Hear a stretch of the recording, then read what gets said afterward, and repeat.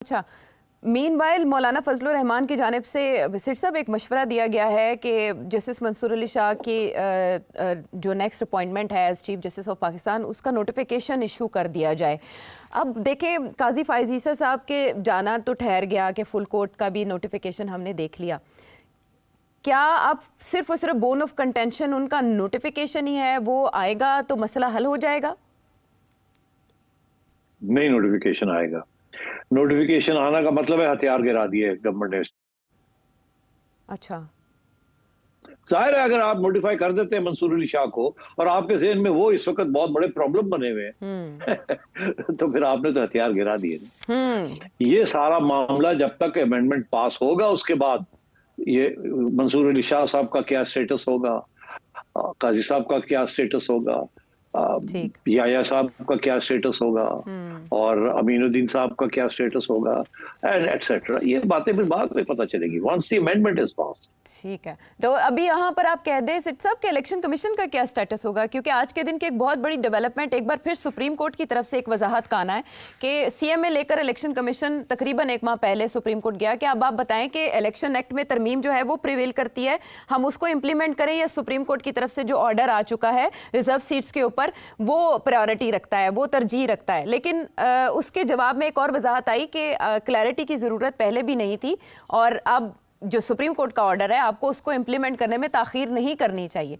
Election commission अभी तक ना तो मखसूस नशिस्तों के हवाले से कोई नोटिफाई कर सकता है और ना ही वो इंप्लीमेंट कर सका है सुप्रीम कोर्ट के फैसले को, तो क्या करेगा इलेक्शन कमीशन? वो ये सवाल लेकर गए थे सीएमए के थ्रू कि आपने जो फैसला दिया उस पे इलेक्शन एक्ट में तरमीम आई कि रेट्रोस्पेक्टिवली अप्लाई होगा ये इलेक्शन एक्ट, तो उस पे सुप्रीम कोर्ट का ये कहना था कि हम उसे रेट्रोस्पेक्टिवली नहीं मानते, सुप्रीम कोर्ट के फैसले पर उसका असर नहीं हो सकता, इफेक्ट नहीं रखता उसके ऊपर। तो ये सीएमए लेकर गया हुआ था इलेक्शन कमीशन।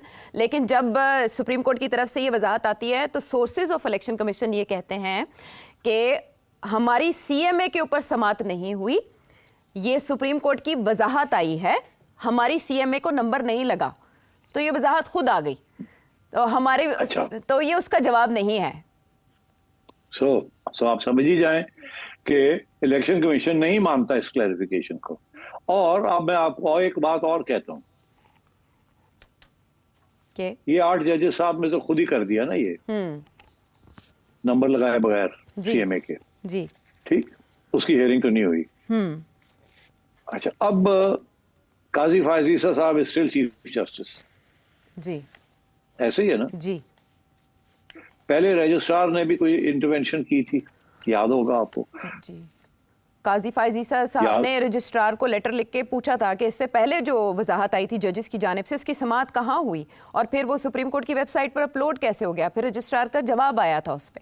तो क्या अब भी काजी फायज ईसा कोई लेटर लिख के पूछेंगे? मैं ये कहता हूं आपके कि अगर तो काजी फायज ईसा साहब अब इसके अंदर फिर कूद जाते हैं, अच्छा, उनकी तरफ से कोई पेशकदमी होती है जिसका ताल्लुक इस क्लैरिफिकेशन के साथ है, तो इसका मतलब है काजी साहब अगले अरेंजमेंट जो आ रहा है उसका हिस्सा होंगे। अच्छा, is still in the game. और अगर वो चुप करके बैठ जाते हैं और इस क्लैरिफिकेशन को चलने देते हैं और किसी स्टेज पे भी अगले 6-7 दिन के अंदर आपने फेलो जजेस के साथ कोई इश्यू नहीं बनाते, तो फिर आप समझें कि इज गोइंग होम। ठीक है। और मीनवाइल अगर सेठी साहब इलेक्शन कमीशन मुअत्तल अराकीन को जो रिजर्व सीट्स पर मुअत्तल किए गए थे उनको बहाल कर देता है, तो ये भी एक जवाब होगा? बिल्कुल हो सकता है, ये मैंने पहले कहा था आपको कि इलेक्शन कमीशन कहेगा कि हमारा मसला अभी वही है और हमें स्पीकर ने ये ऑर्डर किया है और हम एक अलग हैसियत है हमारी, हम इशू कर देते हैं, ये सारी सीट्स दे देते हैं इनको।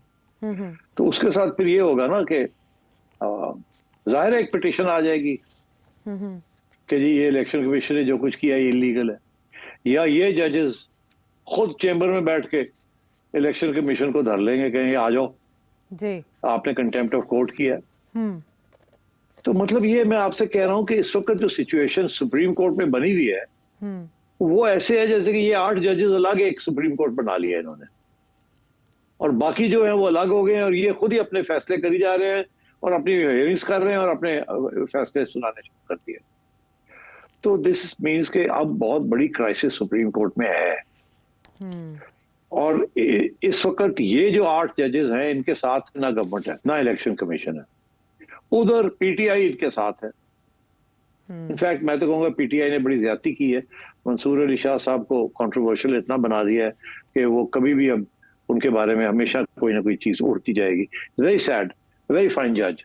एंड मगर पीटीआई ने कि जी वो आएंगे, वो उड़ा देंगे इलेक्शन को, ये कर देंगे, वो कर देंगे, और फिर एज आई सेड एक आध फैसला ऐसा है जिसपे मंसूर अली शाह साहब ने मुनीब अख्तर साहब के साथ साथ दिया।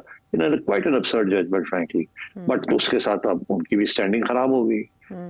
तो अब ये इस किस्म की सिचुएशन है। एंड आई एम अफ्रेड जब तक ये कॉन्स्टिट्यूशनल अमेंडमेंट पास नहीं होता और अगले अपॉइंटमेंट्स नहीं हो जाती, उस वक्त तक ये कंफ्यूजन चलेगी। बट मुझे लग ऐसे रहा है कि सुप्रीम कोर्ट के अंदर ये 8 जजेस जो हैं ये कुछ भी नहीं मानेंगे अब। अच्छा, ये कुछ भी नहीं मानेंगे, इनके अंदर से ब्रेक होनी पड़ेगी। सम जजेस will have to be broken और will have to shift their position ताकि ये मामला आगे चले। नहीं तो फिर यही होगा कि parliament versus supreme court, and जैसे मैंने कहा, और उसके अंदर क्योंकि एग्जीक्यूटिव पावर पार्लियामेंट में है, तो supreme court will be the loser.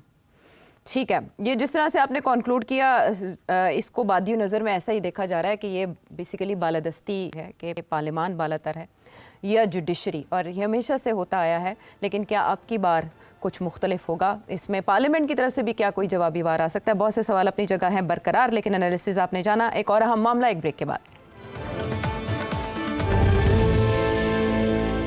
Show में साथ देने का शुक्रिया। और अब वो मामला जिसको लेकर पंजाब में सेक्शन 144 का निफाज किया गया, ये मामला कहाँ से शुरू हुआ, कैसे इतना बिगड़ा, ये आया है लाहौर हाई कोर्ट के रूबरू, जहां चीफ जस्टिस ने इस मामले की समाअत की और एडवोकेट जनरल पंजाब और आईजी पंजाब उनसे सवालों जवाब किए। और जो जवाब मिले उस पर इत्मीनान का इजहार लाहौर हाई कोर्ट की तरफ से chief justice Lahore high court की तरफ से नहीं किया गया। बड़े पर्टिनेंट क्वेश्चंस थे जो उठाए गए कि 2 दिन तक इनएक्टिव क्यों रही इंतजामिया और क्यों इस पर फौरी तौर पर एक्शन नहीं लिया गया, और लेट क्यों इस पर रिस्पॉन्स दिया गया पुलिस की जानिब से। और ये भी पूछा गया कि आपने वीडियोस को वायरल होने से रोकने के लिए किस अथॉरिटी से रब्ता किया, तो आईजी पंजाब ने बताया कि पीटीए से रब्ता किया गया। और इसके अलावा साइबर क्राइम को देखने के लिए सिर्फ एक इदारा है, यानी the helplessness of IG Punjab वो ये है कि वो सिर्फ एक इदारे के ऊपर रिलाय करके कोशिश कर रहे थे इस मामले को समेटने की। इसके अलावा उन्होंने ये भी कहा कि डाटा को अपलोड होने से रोकना आसान नहीं है। यहाँ उन्होंने बरतानिया की मिसाल दी। सेठी साहब, आप बरतानिया में बैठे हैं और वो फसादात जो बरतानिया में हुए ज़्यादा दूर की बात नहीं है। इस पे chief justice Lahore high court ने कहा कि आप वहाँ की मिसाल ना दें। तो चले मैं आपसे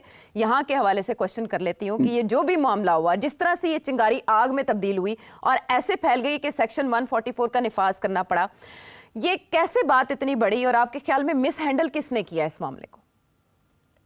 नहीं, मिस हैंडल तो खास नहीं हुआ, हैंडल हुआ, ब्रिलियंटली हैंडल्ड बाय पीटीआई। ये बनाना चाह रहे हैं बांग्लादेश, स्टूडेंट्स को निकालने की कोशिश, पूरी प्लानिंग के तहत ये हुआ।